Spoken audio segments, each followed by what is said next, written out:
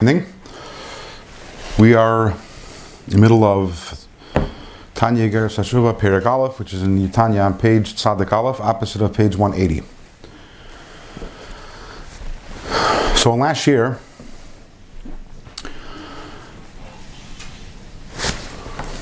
we learned that the Alter Rebbe tells us that mitzvahs HaTeshuvah ben HaTorah hi azivas hachet belvad. That means the essence of the mitzvah of Teshuvah. There's a mitzvah, there's the basic, very, very basic obligation, which if you do that, you're yotze the mitzvah. Then there might be add-ons, but the essence of the mitzvah, the essential mitzvah of Teshuvah, is the abandonment of sin. As we spoke at length last week, what that means. Not only the particular avera that the person did, the particular avera for which the person is doing Teshuvah, but in general, a resolve not to do any averos in the future, and in the future to only listen to what Hashem says. And the Alter Rebbe is, for the most part, what the Alter Rebbe is coming to negate, to be shoylel, is something which was very popular in his times, which was that people associated Teshuvah with fasting and other different sorts of self-affliction, which is known as sigufim. And the Alter Rebbe says that's not part of the mitzvah of Teshuvah. Now, we did learn earlier, 2 shiurim ago, that for certain severe averos which are punishable by kares or misas bezdin, either they're capital offenses which punishable by bezdin or capital offenses punishable by heaven. So we did learn that for those, Hashem says that the shleimus, the completion of the kapara, meaning the completion of the wiping away of all the negative effects of the avera, comes through yisurim, comes through suffering. But the Alter Rebbe points out, it doesn't say that a person who does such averas has to engage in fasting or in any sort of suffering. The pasuk that the Braisa brings to support that is Hashem says, "Upakadati aleiham pisham uvenegoyim avayim." I'll take care of that. Hashem says, I take care of the suffering of the Yisurim. So that's not something which is incumbent upon a person. A person has to do Teshuvah. And that's true for any Avera. It doesn't make a difference what the nature of the Avera is. Nothing more is demanded of the person other than Teshuvah. There's also, Hashem says that in order to have the Shleimus, the completion of the Kapara, that's Yisurim, yeah. But that's Hashem doing that. That's not something which a person has to concern himself with. That's what we're holding. And we're holding right now. And okay, before we continue, just let me repeat one more point we spoke at the end of the lesson, because it's going to be relevant to today's lesson, which is that Alter Rebbe explains that what is the process of Hashem bringing suffering upon a person when a person does Teshuvah. And the Teshuvah is a Teshuvah mi'ava. We know that there could be a Teshuvah me'yira. A person that does Teshuvah because he's afraid of the consequences of the Avera. And then there is a Teshuvah me'ava, Teshuvah which comes from love of Hashem. Person Pashat is in love with Hashem and feels awful at how distant he or she has become from Hashem because of his Averis. So the Teshuvah is motivated by a love to reattach and reconnect to Hashem. So when a person does Teshuvah with love, so Isarusa dilatata, Isarusa dilaela, our whatever behavior, reaction, feeling we have below, so we elicit a corresponding response above, so that awakens Hashem's love. And when Hashem's love is awakened, so then he brings suffering upon the person. I know it sounds interesting that because Hashem's love is awakened, he brings suffering, but yeah, that's the tough love, but it's love. That Hashem brings suffering upon the person to completely rinse away any of the negative effects of the Avera. Which is interesting, that if a person does Teshuvah me'yira, there's a lower level of Teshuvah, he won't get suffering. You think he might be better off, but that's not for the best of the person, because this way he's not being completely cleansed. So, again, the process is a person has to do Teshuvah, that's all. And everything else is in the hands of Hashem. And now we are holding, again, on page Tzadik Aleph, opposite of page 180. And we are holding 9 lines from the bottom of the page where it says, V'lochein. Last word on the line. V'lochein. And therefore, based on everything that we learned before, we understand that Lehizkiru harambam v'hasmag Shuma tainis klal b'mitzvahs HaTeshuvah.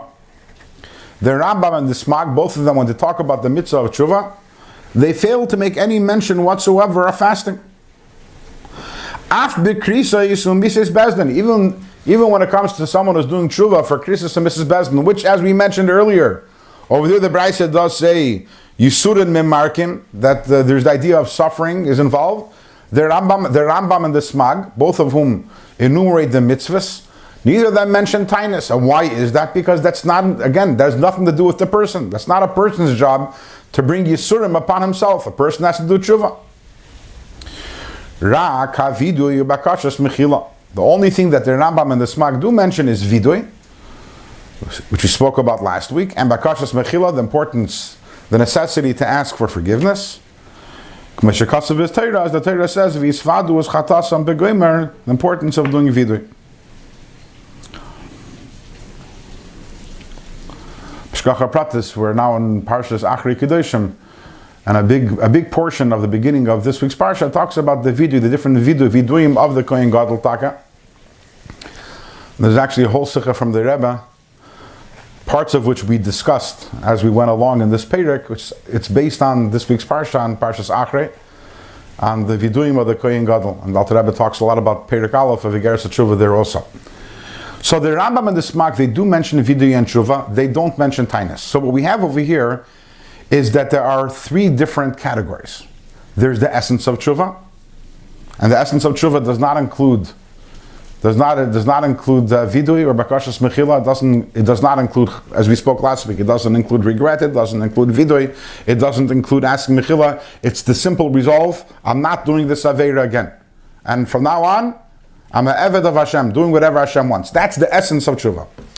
Then, if you want to do a complete tshuva, in other words, you want to also make sure your kapara is full, so then there's other elements that beferish you have to do. And they are vidui, and charata, and bakashas mechila. So these, none of them are of the essence of tshuva, but they are migidrei tshuva. They're part of the mitzvah of tshuva.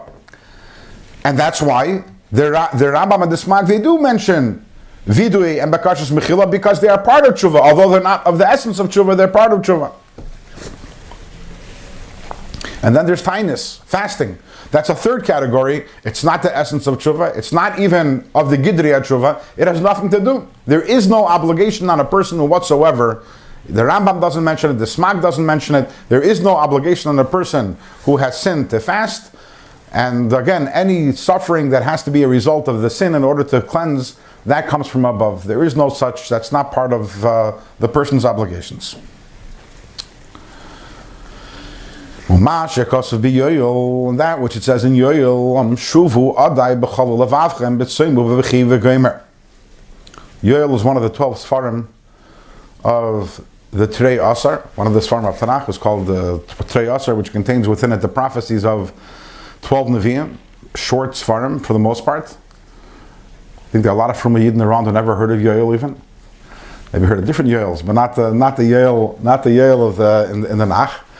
And he's a little of a mysterious person. We're not sure exactly when he lived. There's a day that's brought down that he was the oldest son of Shmuel Hanavi, Yoel. Ba'al Kaponim, a large part of the Sefer of Yoel, most of the Sefer of Yoel, which again is a very short Sefer, if I remember correctly, it's 3 prakim, discusses a famine that's about to happen. It's about to hit Klal Yisrael. According to one opinion, that's the famine that was during the time of Yeram, the son of Achav. But there are different opinions. Again, there are different opinions when he lived. But the bottom line is, if a large part of the Sefer is discussing arba that's going to come, locusts, a plague of locusts that's going to come, which maybe you remember this from Rashi, where Rashi says that when Moshe told Paroi that there's going to be a plague of arba, of locusts, the like of which will never be again. So Rashi says, but by Yoel it says that this was a plague like there never was before. So that's a contradiction. So Rashi says that in Parei there was only one species of grasshoppers, Arba. By Yoel it was many, many species. But Al Kapanim, Yoel is warning the Yidden about this plague of locusts which is going to come, which is going to cause a drought. And in one of the psukim in Yoel says, Shuvu Adai.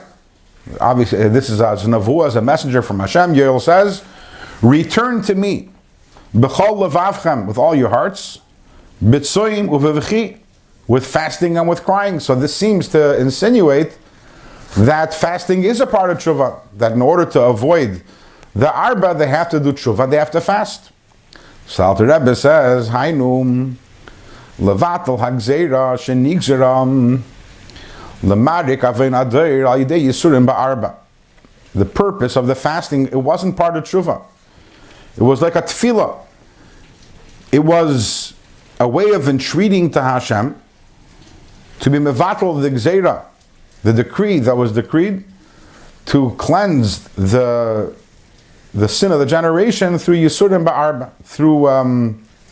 through suffering with locusts. In other words, tshuva takes a rasha and makes the rasha into a tzaddik. Then we have, remember we spoke about, there's charata, then there's vidui and bakashas mechila. All of these things, they themselves further accomplish the kapara. The Alter Rebbe is saying here, it wasn't that the tainus took away the kapara, accomplished the kapara. Tainus is not part of tshuva. Tainus doesn't do the kapara.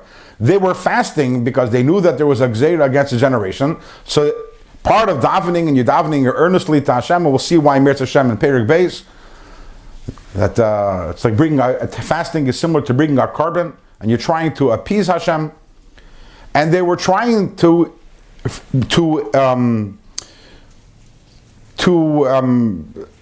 forestall something that's going to happen in the future, prevent something that's going to happen in the future.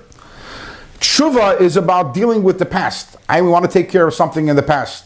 Vidui, kappa, all these things. Tshuva, vidui, bakashas, mechila is all about me doing an act, and this act is going to clean up something that happened in the past. Over here, no, it's a different thing.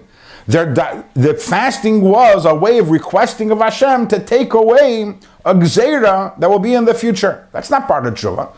It was very important at that time, but it's not part of tshuva. V'zehu hatam, 3 lines from the bottom. V'zehu hatam b'chol Tanya shemesanin. This is the reason for all the fasts that people fast. I'll call tzara shalei tavi al tzibur. Anytime that there is a tzara, an impending disaster, an impending problem, so there's fasting. We read in Megillas Esther that talks there about the different fasts that the Yidden took on to prevent the Gezeira of Haman. So the purpose of fasting, it's not shuvah. It's not that the fasting takes away the sin. The fasting is a means of preventing a future Gezeira. Again, we see over here the Alter Rebbe is just presenting a few different questions which a person can have on his premise, which is that tainus is not part of tshuva. So the first question was from Yoel, and now we continue. So that which it says in Sifri HaMusar, and once again to repeat something which we've mentioned in the past, when the Alter Rebbe talks about Sifri Musar, Alter Rebbe doesn't mean the Sifri Musar of the Musar movement, because the Alter Rebbe predates the Musar movement by some 50 to 100 years, but he means the Sifrei Musar of the medieval sages. For example, Beresham, Sefer Harikeach, Sefer Hasidim. So in these Farim it's mentioned Harbe Tainiyos V'Segufim, many fasting and different forms of self-affliction, La'ever al Krisus or Mrs. Bezdin, for someone who violates an Avera which is Karis or Misas Bezdin. Similarly, they also prescribe many different fasts and or sigufim for someone who intentionally emits seed, which that person, a person who does that also is chay, that's a capital offense punishable by heaven. As the Torah tells us, Gabi Er va'Einon, the 2 sons of Yehuda, Er and Einon, that they were guilty of the Aveira of Eitzah, Zer levatala, and therefore they died. Even though it's not explicit in the Torah that this Aveir is punishable by Karis, but for the purposes of our conversation, it has the same parameters. It's in the same gather, the same category. So here we have these Farim that are prescribing fasting, and again, the fasting is specifically for those Aveiros that are capital offenses, which it would seem to match that which we learned in the Braisa, that when a person transgresses these severe Averis, it is connected to Yisurim, to suffering. So Alter Rebbe is going to give for this 3 answers. Number 1, Hainu kidei lenatzul ma'inish Yisurim shalmai lachas v'shalom. Answer number 1 is The purpose of these fasts for someone who has violated one of these severe averos is to be spared from the punishment of the suffering that comes above. In other words, a person says, I'd rather take upon myself the suffering as opposed to wait for Hashem to bring the suffering upon me. That's answer number one. Vigam, another answer is, again, there's no obligation to do so, but what if a person is eager to complete the process of kapara and doesn't want to wait for the suffering that comes from above? So that person also can engage in fasting. That was answer number two. Vigam, and answer number three, interesting answer. Ulai eino yishav el Hashem b'cholibay v'nafshe me'ava ki im miyira. The concern over here is that maybe the person is doing tshuva, but not tshuva me'ava, but tshuva me'ira. And as we learned last week, and we repeated it again at the beginning of this week's class, that the process of Hashem bringing suffering upon a person to finish off the job of kapara is a result of a person doing tshuva me'ava. As the pasuk says, Ki es asher yehav Hashem yichiach, that Hashem rebukes and chastises the one whom He loves, and the love of Hashem is evoked through tshuva me'ava. So therefore, these Sfarim, the Sefer Rekeach and Sefer Chassidim, when they prescribe these different fasts, is because they're telling a person, you want the kapara for your neshama, but what if your tshuva is only me'ira and not me'ava? So therefore, the person fasts, and the Alter Rebbe doesn't say over here clearly what the intention of the fast. Maybe either the intention of the fast is taka self-affliction, or maybe the intention of the fast is to beg Hashem taka, to evoke Hashem's ava, and to bring the Yisurim upon him. With that, we have finished Perek Aleph. And again, the point, the primary point that we're supposed to remain with, and which we shall take into Perek Beis, is the idea is that there's the essence of tshuva, which is abandoning the avera. And then there is other actions which are important and are obligatory, such as vidui, charata, bakashas mechila. Although not part of the essence of tshuva, they're obligatory because all of those are important in order to secure kapara. Remember, we spoke last week, tshuva is not about securing kapara. Tshuva is about becoming ois rasha, that you're not anymore a rasha, you become a tzaddik. That's what tshuva is. Then there are these other additional components whose intention, their kavana, is in order to secure the kapara. And then there's fasting, completely not obligatory. Yes, it is brought down in some of the earlier Sfarim, the idea of fasting, and there are some reasons for it, but it's definitely not part of the mitzvah of tshuva. Rather, it's a person's a chassid that has different reasons why, the three different reasons the Alter Rebbe gave. And with that, we move on to Perek Beis. And after the Alter Rebbe in Perek Aleph seemingly strongly negates the idea of fasting, in Perek Beis we're almost going to take a U-turn, and the Alter Rebbe now is going to tell us, but there really is a reason to fast. Perek Beis. However, all that we spoke about up until this point is le'in kapara u'mechilas ha'avin. It's for two purposes. What does a person have to do in order to gain kapara? In other words, to cleanse and to fix, to make amends for everything that the person has done, and for the person to be forgiven. And that we spoke in Perek Aleph. The moment, when you do tshuva, vidui, charata, bakashas mechila, it's over. That's a tshuva. Your sin was forgiven, and you did whatever kapara was necessary for you to do. Maybe Hashem afterwards will visit suffering upon that person, but that's not the person's business. And such a person who does tshuva, again, a person who does tshuva and says vidui, I'm not talking about the vidui before a person passes away. Person says, Hashem, I sinned, I messed up, I'm sorry, I won't do it again. And the person asks, and he regrets what he has done, and if he has offended another person or hurt another person, he asks mechila. If a person does that, so he's forgiven completely. He's completely forgiven that which he has violated, the commandment of the king. When he does a complete tshuva, and when the day of judgment comes, not a thing or even a half a thing is mentioned on it to punish him chas v'shalom ba'olam haba. V'niftar legamri min adin ba'olam haba, and in the world to come, he's completely absolved of any sort of form of judgment. So again, once a person does what's incumbent upon him, there is no fasting necessary. Tshuva, charata, vidui, bakashas, mechila, those four things, you do that, you are forgiven, you have done whatever you need to do in order to gain kapara, and in heaven, you're not punished. Now, the Alter Rebbe is careful to mention in heaven, because down here is different. We know that a person who does an Aveira down here, and is brought to Besdin, and they're witnesses, so tshuva doesn't help.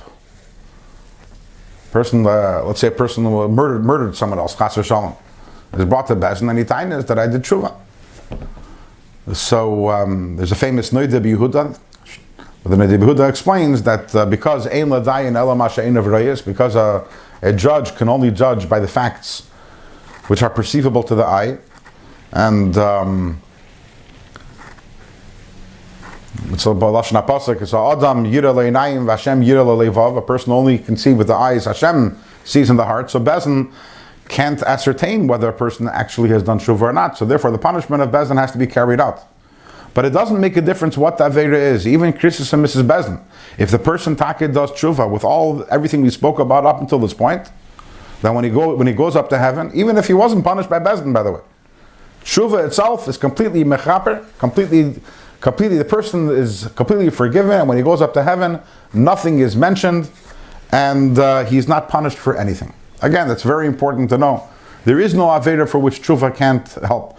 In the earthly courts, for technical reasons, taka, so tshuva is not accepted. But in the heavenly courts, any Aveira, as long as tshuva is done properly in the formula which we described, again, tshuva, vidui, charata, and where necessary bakashas mechila, that's enough. That's enough. However, and again, to emphasize again, no fasting is needed. No fasting and no self-affliction. However, sheyi yel ratzon lifnei Hashem umurutza v'chavel v'fanav yisparach yekayim achet v'yisnachas ruach l'kenim avidasa hitzarach lavikar ben eila. Okay, let's do this outside. We'll do it inside. The person is forgiven, and he won't be punished for it. But what if you want to restore your relationship with Hashem to the way it was beforehand? At the end of the day, we all know this. We do something wrong, we ask someone forgiveness, person says, you're forgiven. Let's say you have a good friend, you offended that person. You ask, say, I'm sorry, person says, you're forgiven, don't worry, I'm not going to do anything back to you. But the relationship is not where it was. And the same thing is in terms of Hashem. When a person does an Aveira, you can do tshuva, and you're forgiven, and Hashem sincerely forgives, okay. But you're not l'ratzayin l'fnei Hashem, you have not restored your relationship to the point it was beforehand, where Hashem looks at you, and Hashem is happy with you. How do you regain Hashem's happiness? So in the times of the Beis HaMikdash, what was needed for that was a person had to bring a carbon oila. For an Aveira that a person did, the person brought a chatas. The chatas was in order to secure taka, the forgiveness. After the person brought the chatas, then you brought a oila. And what was the purpose? The oila was a gift, as the Alter Rebbe will say, the mashal that's brought down in Chazal, that a person who offended the king, so the first thing he does is, he goes and he finds a good lawyer, a praklit. A praklit means a defender. He finds someone who's close to the king to go and speak to the king and get the king to forgive him. And the king forgives him. But that's not enough. The next thing the person does before he wants to go visit the king again is he goes and buys a nice gift for the king. What is the purpose of the gift? The gift is not for the forgiveness. The forgiveness was already secured. The gift is to return to the good graces of the king as he was beforehand. And the same thing was in the times of the Beis HaMikdash. For the Aveira you brought a chatas, that secured the forgiveness. And after the chatas, then you brought the oil on. That's why if you look in the Chumash, the Seder always was, you had in last week's Parsha, first the chatas, then the oil, not the other way around. Because you don't give the present before you're forgiven. First, you secure the forgiveness, the chatas, and then the oil. And also, there are some Aveiras for which there is no carbon chatas. For example, bittul mitzvahs haseh. There is no carbon chatas if someone didn't do a mitzvah, let's say someone Chas v'Shalom didn't eat matzah on Pesach or didn't put up a mezuzah, and also another example is a lav hanitek la'aseh. There are different. Sometimes there's a lav in the Torah. There's a loisasa, a prohibition, but the prohibition is linked to another mitzvah, a mitzvah which is how you rectify it. So, for example, you're not allowed to steal, but if you do steal, you don't bring a carbon. Why? Because there's a veheshev esagzela asher gazal. There's no carbon chatas because it's called a lav hanitek la'aseh. There's a mitzvah haseh which fixes up that mitzvah loisasa. Even so, when a person did an avera or was mevatel a mitzvah haseh for which there is no carbon chatas, nevertheless the carbon oila a person is supposed to bring. Because if I steal, when I return the theft, the Eibishter forgives me. But if I want to become, again, chaviv lefanav yisparach ekoydem achet, if I want to, again, regain the good graces of Hashem as it was before I sinned, for that, I need an oila. So that was one of the primary purposes of a carbon oila, was following an avera, whether a person brought an oila, whether together with a chatas, whether if a chatas wasn't required, he brought it alone, but part of, and that was the final, the icing on the cake. After I did tshuva, and after I was forgiven, the icing on the cake is I bring a carbon oila, and this way not only am I forgiven, but Hashem is smiling at me and says, okay, we're back to where we were. Let's do this inside. However, we'll redo the two lines that we did before. However, what if a person wants to be l'ratzon lifnei Hashem? He wants to be in Hashem's good graces. Desired and precious to Hashem as he was before the sin. That Hashem should get nachas from his avodah. Hashem should be proud and happy with him. For that, a person would have to bring a carbon oila. Even for a non-severe mitzvah saseh, which doesn't have kares or misas bezdin.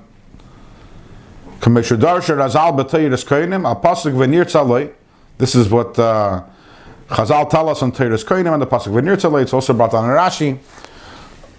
On the pasuk u'kediisa begemara perakama d'zvachim, and as the Gemara says in the first parak of Zvachim, the oila mechaperes al mitzvah saseh, that a oila comes to provide kapara for a mitzvah saseh. V'hidoirin, that is the present la'achar shasa tshuva, which comes after the person has done tshuva. V'nimcha lo ya'enesh, and the punishment was already forgiven him. Ka'odam shesarach b'melech, and like a person who offended the king, u'paisei alidei paklitin, and he appeased the king through defenders, like through someone interceded on his behalf. U'machaloi, and the king forgave him. Afal pikein, nevertheless, sheleach doirinu min chalafanov, he sends a present, a gift before him. She yisratzalei lireis pnei hamelach, so the king should be pleased to see him. The lashon mechaperes, and when it says mechaperes, it says over here that the oila is mechaper for mitzvah say. V'chein mashakasav b'Torah, and also when it says in the Torah by mitzvah say v'nirtzalei lechaper alav. So it's a problem because we just said that the oila is not for kapara. The forgiveness comes by itself. This is for afterwards. So einzu kaparas nafshe. This is not taka. This is different than the kapara we see in other places. This is not to attain forgiveness or atonement. Ela lechaper lefnei Hashem. Rather, it's to gain forgiveness by Hashem. Liyes nachas ruach lekoinei, that Hashem should be pleased with him.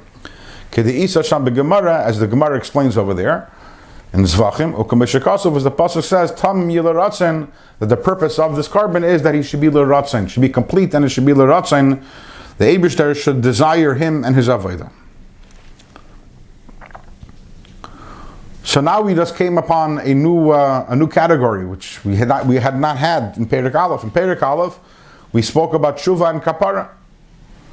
Tshuva and kapara means what do I have to do to become no more rasha, to become a tzaddik, to be forgiven, and that's what was discussed in Perek Aleph. And now we're finding out that there's a whole new step, a whole new shlav, a whole new stage, which is not required, Might not be required, but if I want to regain and restore my relationship with Hashem, I need to do that, and that is I need to bring a carbon. And the Alter Rebbe is going to explain in a moment that today we don't have a carbon for that, we do fast. So this doesn't contradict what we spoke in Perek Aleph. In Perek Aleph we said fasting is not part of Teshuvah and Kapara, and that remains correct. But there is an idea in fasting, and the fasting is for this next stage, because the fasting is in the place of the carbon. But just to point out, this tells us something about the nature of our relationship with Hashem. We spoke about Teshuvah Me'ira, Teshuvah Me'ava. When a person does Teshuvah Me'ira, I don't want to be punished. Okay, so Hashem, forgive me, I won't be punished, I'm fine, I'm good. But that's not a relationship. In a relationship, if you're in a relationship, whether it's with a friend, whether it's a parent, a sibling, a child, a spouse, whoever it may be, and you do something wrong, and you go say, I'm so sorry, and forgive me, and the person forgives you, but even though the person forgives you, the expression, they forgive, but they didn't forget. They still, somewhere down there, they forgive you, Taka. There won't be any punishment for it. But it's not, the relationship isn't the same. So if it's a person you don't care about, okay, so you're good. You're good. In other words, imagine a person, a person who isn't very close to you, and the relationship isn't very important to you. So you did something wrong. You asked forgiveness. The person forgave. Weitergegangen. But if it's a person that you care about in a relationship that you cherish and you treasure for its own sake, then you're not happy with that. And that's why when you mess up, it's not enough to ask forgiveness. Then the next few days you're busy, you bring a gift, Taka. Let's talk practically, right? You bring a gift, you're extra special nice. You go the extra mile. You think, what can I do? What can I do to get the relationship back to where it was? Where not only is that other person no longer upset at me, but actually we're good, we're close. That's a characteristic of a healthy, warm, close, intimate relationship where you care about the relationship to the point that not only do you want to secure forgiveness, but you want to make sure the relationship has not suffered as a result, and it's back to where it was beforehand, if not even better. And the fact that we have this whole perek over here talking about this in our relationship with Hashem tells us something about the way a Yid is supposed to relate to Hashem. When you do an Avera, it's not just, I want to be forgiven, I'm scared, I don't want to go to Gehenna. Or maybe it's not Gehenna, I don't want to have this stain on my record, I want to be, all these different things. So for that, you just do Teshuvah. And then we say that when you go up to heaven, nothing's going to happen. There's nothing on your record. The record has been expunged. But for a Yid, that's not enough. For a Yid who cherishes and treasures his or her relationship with Hashem, it's not enough to be forgiven. You need to be merutza v'chaviv l'fanav yisbarach k'kodim achat. You want to make sure that you're back in the good graces. And for that, you need to go the extra mile. And for that, you bring a carbon oil. And today, let's go back inside, 5 lines from the bottom of page 182. V'achshav, now, she'ein lanu carbon. We have no carbon. Lahafik ratzin me Hashem. The purpose of the carbon being to elicit Hashem's goodwill. So hatainis ubemakim carbon. Today the fasting is instead of the carbon. The Gemara says, Mesachtas Brachas, the Gemara says that what tefillah should a person who is fasting say? That a person says, turns to Hashem, it says, Yiratzen, she miut chelbi vidami, that the lessening of my fat and my blood, because I'm not eating, so therefore I have a little less fat today and a little less blood today. Shenismait, ki'ilu ikrafti lefanacha v'chulu, that should be as if I was makar of a carbon, because when you bring out carbon, so what do? You take the blood and you spray it on the mizbeach, and you take the fat and you burn it on the mizbeach. And a tightness, a fast is in place of that. The reduction of blood and fat is like a carbon.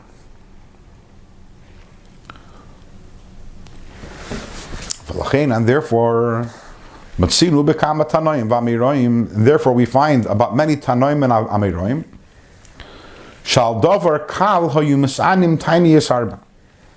Even for something relatively small, they would fast many fasts.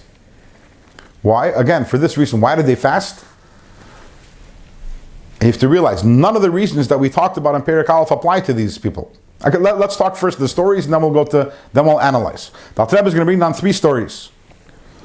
One of a Kohen, one of a Levi, and one of a Yisrael. So the first one, Rabbi Elazar ben Azariah. Rabbi Elazar ben Azariah was a Kohen. So he was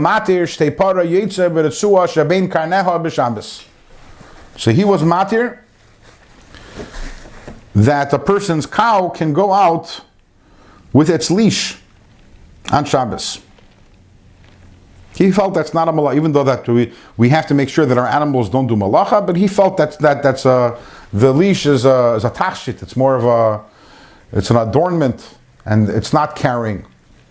The Chachamim disagreed with him, and the Chachamim felt that it's aser. They paskin that it's aser. Pam echad, one time, Yatsa kein parte shel shchenase. The neighbor, the cow that belonged to his neighbor on Shabbos went out with this ritzua, with this leash connected to its horns. And Rabbi Elazar ben Azariah saw it, and he did not object. He did not tell his neighbor, this is not allowed. The Gemara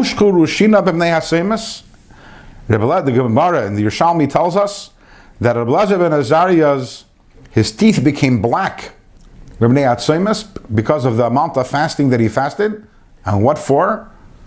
Al shalikim divri chaverav, that he did not uphold the opinion of his colleagues. Now, this is amazing. Rabbi Elazar ben Azariah felt it wasn't problematic. He felt it was mutter. But because his chaverim, the majority, disagreed, and not that chas v'shalom he did it, not that he took out his cow, even though he felt that it was mutter. His neighbor did, and he didn't object. And for this aveira, again, for the lack of respect that he showed his chaverim, he fasted till his teeth became black. That's one story. V'chein Rabbi Yeshua. Then you have the story with Rabbi Yeshua. Story brought down in Masechtas Chagiga. Sha'amar, that he said, Boishni midivreichem beishamai. He said, I'm embarrassed of your words, beishamai. Rabbi Yeshua was a Talmud of Rabbi Yochanan ben Zakkai. We had that in last week's Pirkei Avos. Rabbi Yochanan ben Zakkai was a Talmud of Hillel. So Rabbi Yeshua lived shortly, it wasn't that long after the time of Hillel and Shammai, a few decades later. And the Gemara relates over there that there was an argument between Rabbi Shammai and Beis Hillel, and Beis Shammai said a certain statement. Again, this was said before Rabbi Yeshua's times. And Rabbi Yeshua was learning it. And it seemed to have been a ridiculous statement, which Beis Shammai said. In other words, the logic seemed to be completely flawed. So Rabbi Yeshua exclaimed, Boishni medevreichem Beis Shammai. I'm embarrassed for you, Beis Shammai. I'm embarrassed for you that you should say such words. Then the Gemara says that there was a Talmud of Beis Shammai there, a Talmud from the school of Shammai there. And he said to Rabbi Yeshua, let me talk to you about this for a second. And he actually gave to explain to Rabbi Yeshua how the idea made perfect sense. So the Gemara says that Rabbi Yeshua, he went to the graves of Beis Shammai. Beis Shammai is not one person. He went to the graves of the different students of Shammai, and he went and he begged them for forgiveness.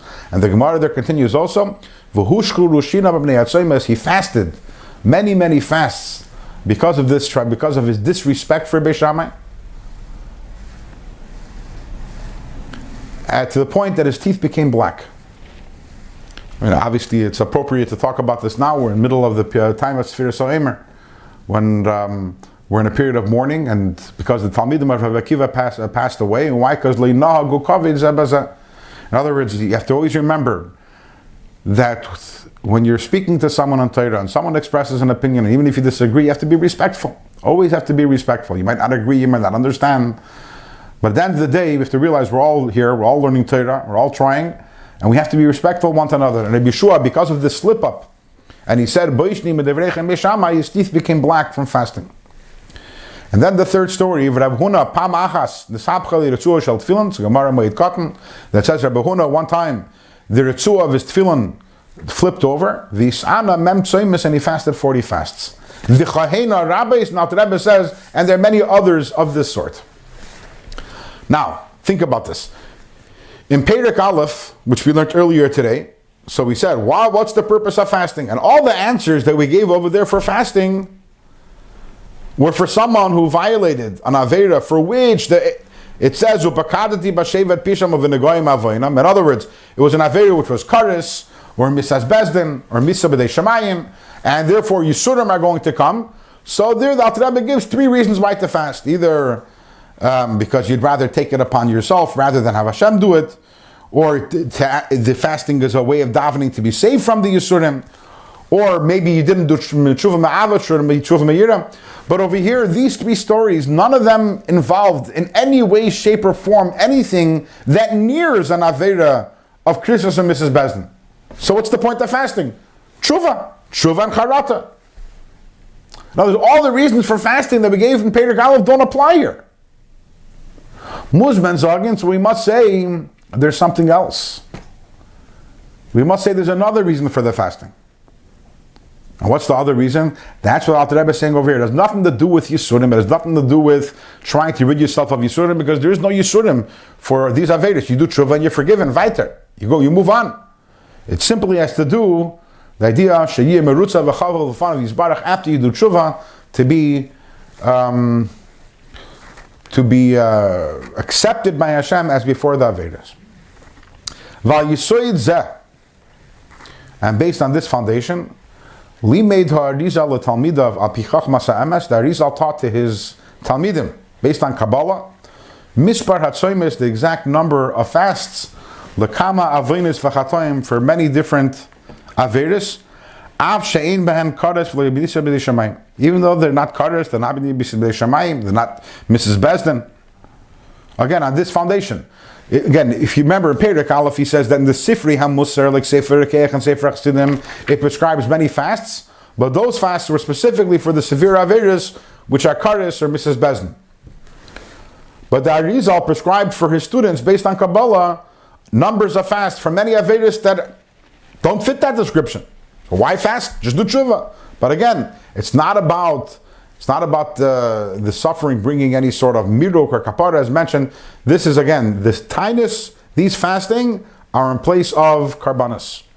For example, kimoy al hakas, for anger, the Arizal prescribed kuf nun aleph tinius v'chulu, 151 fasts for getting angry.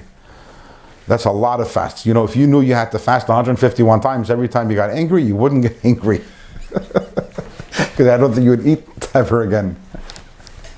That's why the Arizal says l'talmidav. His students were very high people, I guess. So what's the cheshbon of 151? So from Sharichid V'Emunah already we know the significance of gematria and how gematria is connected to the toichen, the substance of the word as being described. So the word kas has a gematria of 150. It's 20 plus 70 plus 60. So 151 this is what's called im hakoilel. So you have the gematria plus adding the word itself is 1. That makes for 151. Even for the violation of the Isser D'Rabbanan,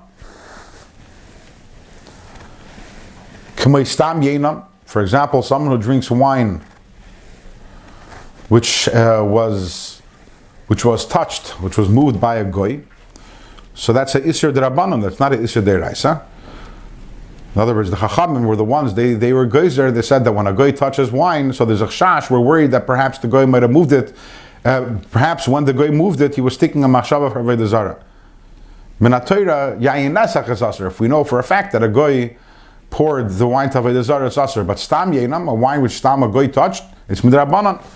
But even though it's the midrabanan, the Rizal says if someone drinks stam yainam, yisana ayin gimel tiny is v'chulu. He should fast 73 fasts. So over here, the word yayin is begematria 70, 10, 10, and 50, plus the 3 letters of the word makes for 73. Why for kas do we only add 1 for the word, and for yayin do we add 1 for every letter in the word? That's above my pay grade. If I knew the answers to these kind of questions, I'd be a very big makubal. And now he says, how about al bitl mitzvah seder rabbanan? Until now we're talking about someone who did something wrong, someone who got angry, or someone who drank wine that he wasn't allowed to midrabanan. How about someone who neglected to do a mitzvah seder rabbanan? K'mei tefillah, for example, davening.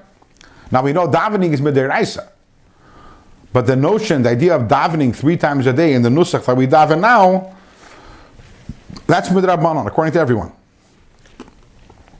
So if someone missed a davening, missed a mincha, missed a ma'ariv, or even missed a shachris, so that's an isur d'rabbanan.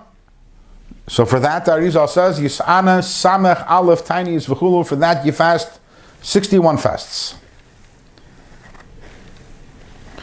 What's the cheshbon of 61? It's brought down that 61 is the gematria of the word ani. Aleph nun yud. Va'ani sfilasi. Ani is connected to tefillah for kabbalistical reasons we're not going to get into right now, but ani, the word ani, is connected to Sfiras HaMalchus, which is connected to tefillah. But the bottom line is, al pi Kabbalah, there's a specific reason why it's dafke 51.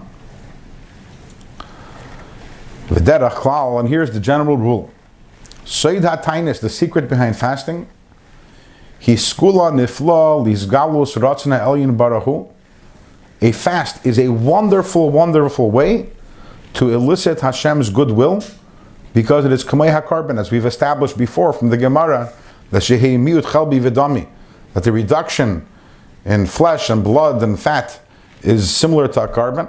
So just like a carbon, that regarding a carbon it says reich nichoyech laHashem, that it's a pleasing offering, a pleasing smell to Hashem, and this is how you elicit Hashem's goodwill.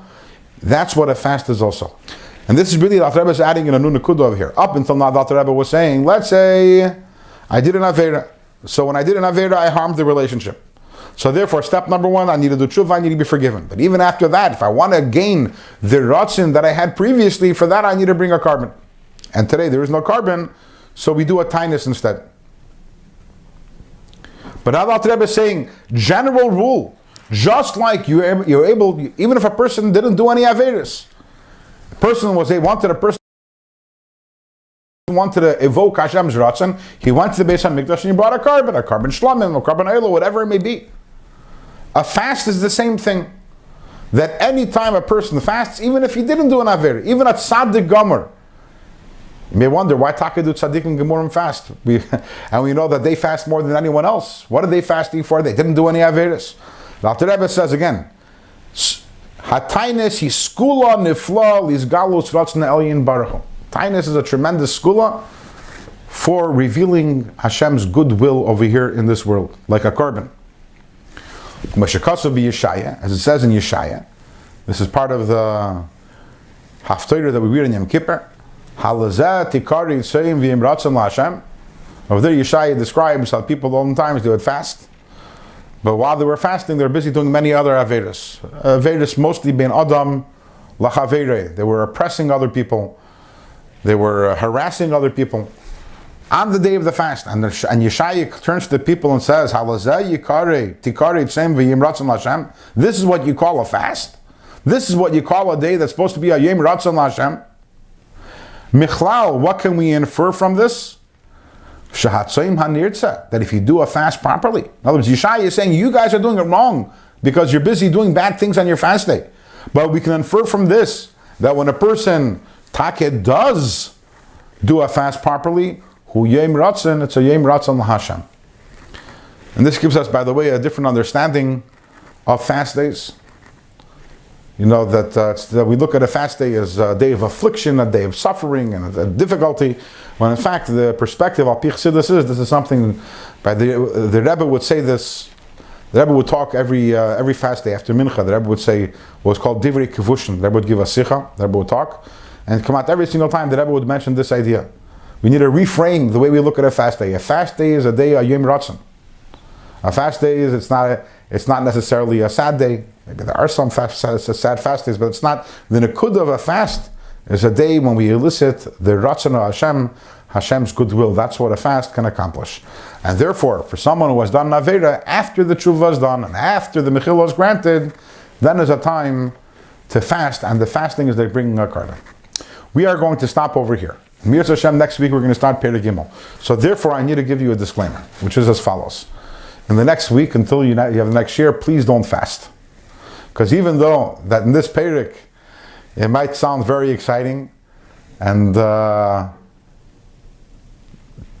you're going to say, so I want to fast. Maybe you did an Aveira and you did Tshuva already, you want to fast with that. Maybe you didn't. Maybe you're at Tzaddik Gomer and you're listening to the shir and you're thinking to yourself, but I want a Yom Ratzon. So trust me, don't fast. Why? We're going to learn about that in Mir Hashem next week, but we will find out in Mir Hashem that although fasting is incredible, and it creates incredible Eis Ratzon, for reasons we will talk about next week, today we don't do that anymore, and we do something else instead of fasting. So what we have is, in the times of the Beis HaMikdash, they brought a carbon. And then for a long period of time, when a carbon was no longer available, they fasted. Today, we do something else instead of fasting, as we will learn in Mir Hashem next week. Good Shabbos, everyone.